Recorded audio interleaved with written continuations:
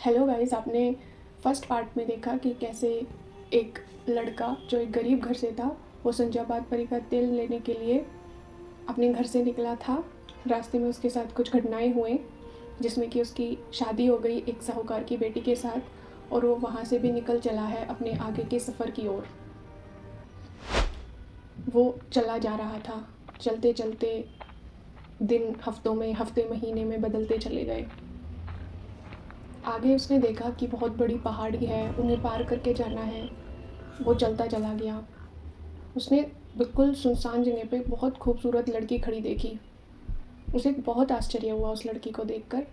थोड़ी पास गया तो देखता क्या है कि वो लड़की पहले उसे देखकर बहुत खुश हुई, तेज़ तेज़ हंसने लगी, फिर उसे देखकर रोने लगी।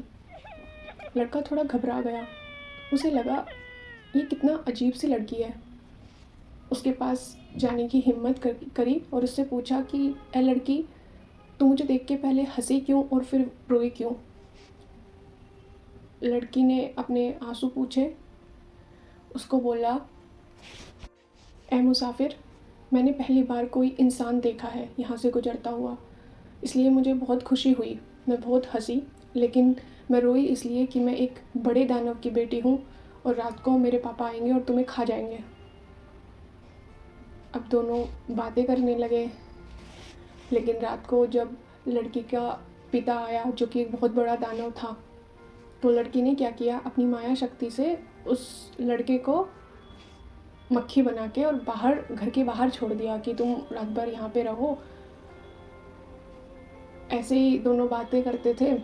बातें करते करते कई दिन बीत गए। तो लड़की ने क्या, एक दिन बातों बातों में लड़की ने इच्छा जाहिर करी कि वो उससे शादी करना चाहती है। लड़का घबरा गया कि मैं दानव की बेटी से कैसे शादी करूँगा। तभी लड़की ने बोला कि मुझसे शादी करने के बाद आपको संजाबाद परी का तेल चाहिए, उसे पाने में भी आसानी होगी। ये उस ज़माने की बात है जब एक से ज़्यादा शादियाँ हो जाया करती थी। तभी लड़का मान गया। फिर उस दिन दानव की बेटी ने लड़के को मक्खी नहीं बनाया, उसने अपने साथ रखा। अब बातों बातों में लड़के ने दानव की लड़की को ये भी बता दिया था कि उसके पास कोई छड़ी है जिससे इंसान जिंदा हो जाते हैं। लड़की को पता था कि वह छड़ी उसके पिताजी की ही है। अब उस दिन रात को सत्य था। पिताजी आए रात को। लड़की ने बताया कि पिताजी, यदि मैं आपकी वो छड़ी जो एक बार आपसे गुम गई थी, अगर वो दिला दूँ तो आप मुझे क्या दोगे? दानव ने कहा कि बेटी, उसके बिना तो मैं भूखा मर रहा हूँ। मेरा तो हथियार ही चला गया कि अगर तू मुझे वो कहीं से ला के दे दे या कोई भी अगर वो ला के दे दे तो मैं उसकी पूरी मन की इच्छा पूरी कर दूँगा। तभी लड़की ने उस लड़के को बुलाया कि ये है जो आपकी छड़ी, जिसके पास आपकी छड़ी है। दानव वचनबद्ध होने के कारण उसको उन दोनों की शादी करा दी। अभी दानव की बेटी और उस लड़के की शादी हो गई। आसपास के सभी बड़े बड़े दानवों को बुलाया गया। काफ़ी ढोल नगाड़े बजे। सभी को पता चल गया कि ये अब हमारा दामाद है तो इसको नहीं खाना है। कुछ समय बाद लड़के ने अपने ससुर, जो दानव ससुर था, उसको बताया कि मुझे संजाबाद परी का तेल लेने जाना है। तभी दानव ने बोला कि ये तो बहुत ख़तरनाक काम है।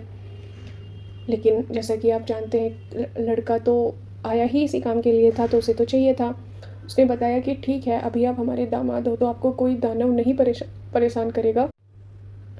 आप यहाँ से उत्तर दिशा की तरफ जाना, वहाँ पे एक नदी होगी, उसको पार कर लेना, फिर एक पहाड़ी आएगी, उसके दूसरी ओर एक बहुत खूबसूरत मंदिर है जो रात की चांदनी में बहुत चमकता है। वहाँ पर एक पुजारी है, उस पुजारी के जाके पैर पकड़ लेना और वही आपको संजाबाद परी का तेल ला के देगा।